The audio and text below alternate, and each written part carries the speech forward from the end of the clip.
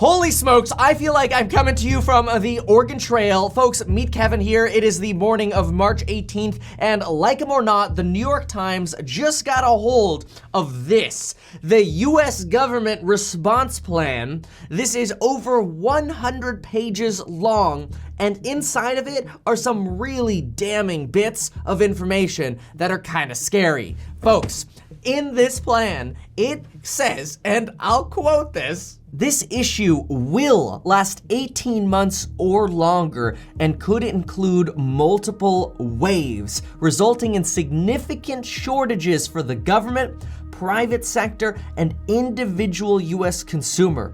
And that vaccine development, while under rapid development, will take an extended time to develop. And even research into existing medications or antivirals will take an extended time for FDA review. Oh my gosh! Here I was literally thinking, okay, you know what? We're gonna be at home until like the first week of April. You know, we'll give it a few weeks. We'll kind of stay at home. And the more of us do this, the quicker this will end and it'll all be good. Well, then Donald Trump comes out and says he's got a big plan, and you know what? This should all be over by July or August, leading states and counties to say, oh crap, we might have to leave schools closed through the rest of this basically school year and through the summer, which a lot of kids are really excited about, okay? I mean, it means you got yourself like a 6-month summer, but this is not the kind of summer you want because you're gonna be mostly stuck. And so just when I think things are getting better in places like China, the US government thinks 18 potential months and the potential to have to enact something called the Defense Production Act, which gives the government the authority to essentially take control of vital resources and potentially even manufacturing plants so that they can make sure they can produce respirators or vaccines or whatever it is they need to combat this. That's crazy. It's scary to see that this stuff exists. I mean, look, again, like him or not, thank you, New York Times, for getting a hold of this and putting it out, because it gives us a little bit more guidance, because I feel like, you know, we're kind of a little bit in the dark, and that's what we're seeing in the stock market as well. Why is it that prices are going up and then they're going down? It's because we're in the dark, we're clueless. So there are two really big concerns that I have here, and then I want to give you sort of an action plan. So let's go through the two big concerns I have with this, and then give you kind of a personal action plan, at least kind of what I'm thinking about. Number one, I worry that this is going to create a massive risk for rewiring all of us as consumers. Ordinarily, we might be in the habit of spending money at the gym, and then maybe we go to the mall and spend money there, and then we spend money at the movie theaters, or we go to Starbucks, or we go to the same food court, cafeteria food every day because we love it. I get it, I totally get it. But what happens when off and on we have to get used to stay at home for an extended period of time? Well, we end up rewiring ourselves. All of those things become less important. All of those spending habits we had just got broken. They're no longer habits. They got broken by force. So even when all of this blows over, there is a real potential that the US consumer, which makes up 70% of the US economy, that is, you and I spending money on stupid things like Beats headphones, Apple Watches, and iPhones that you drop all the time and break every single time you seem to get it replaced. It seems to break again. Yeah, us spending money on things like that is what keeps the world going. But what if all of a sudden all of our habits get broken? I mean, there's also a very real potential that as more of us get used to working at home, or we get jobs that enable us to work from home, there's going to be less of a need for cars, which means there's going to be less demand at Tesla, which isn't good for the Tesla stock, which... It's gone.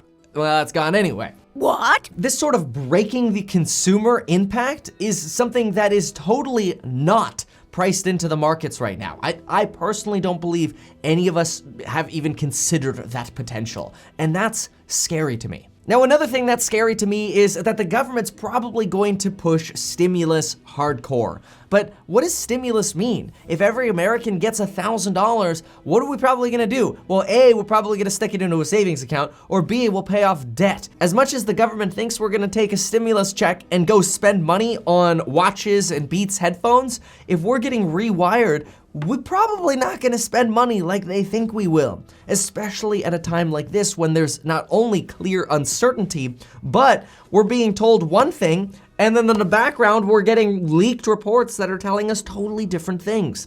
This is insane. So what should we do, and how do we plan? How do we go forward in terms of our money, our jobs, stocks, and real estate? What the heck should we be thinking, and what am I thinking? And certainly, I don't have all the answers. I'm just a dude on YouTube, but I feel like at least us having a dialogue about this has the very real potential of helping you out. So number one, whatever it is you do right now, you might really hardcore ask yourself, the job I have right now, am I comfortable with what's potentially going to happen over the next 18 months, according to this report, which is crazy. And then you know how for like 2 months I've been recommending everybody buy those P100 respirators because they were still available? Well, they're all sold out now, which I'm not trying to make you feel bad about that. Don't worry about that. Think to yourself though, you gotta be ahead of the curve in terms of the job transformation. So if you're not comfortable with your job now, you think, this will blow over in a month or two and then I'll be back at work.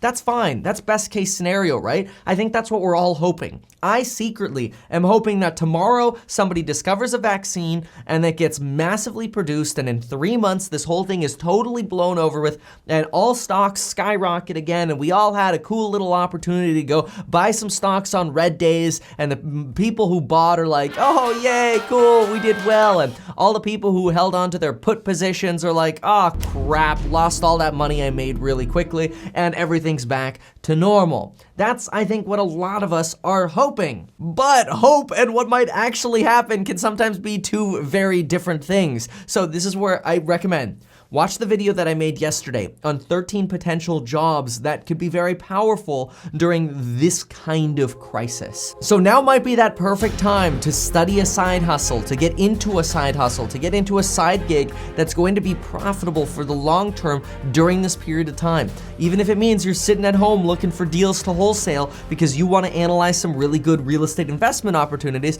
because guess what? Anytime a good deal comes up, especially a fixer, there is never a shortage of a buyer for a good deal in real estate. So learn how to identify deals like this. Go find a side hustle doing 3D scanning. Consider delivering stuff if you need to. Maybe get a job with UPS. In fact, yesterday, one of the jobs I recommended was being a driver for UPS. I did incorrectly mention, because of the listing that I was looking at said this, that you needed a CDL Class A license to be able to work for UPS, but you could actually drive a box truck without a CDL, which is really great. But the earlier you think about getting into a new job or getting into new side gigs like this, the better protected you're going to be before everybody else gets into these things and then the market's saturated.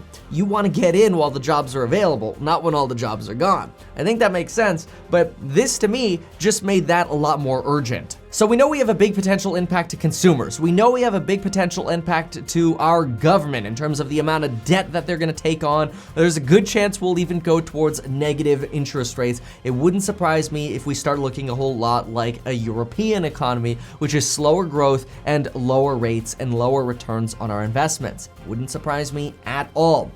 Now, what are we personally doing? Well, job transformation is the number one most important thing, but what about investing? Should we even bother investing right now? It is so volatile and scary, and there's so much fear, and I just want to have a realistic dialogue here about the stuff that I'm hearing, which it is scary. But let's realistically talk about investing right now. Should we think about investing in real estate and stocks? What should we do? My opinion is now is the best time to consider looking at our budgets, consider looking at our income and our expenses, and taking the extra money that we'd ordinarily be spending on travel, entertainment, and food, eating out, and Starbucks coffee. Look at that extra income. Instead of as solely savings, take a good portion of that and start throwing it into investments slowly.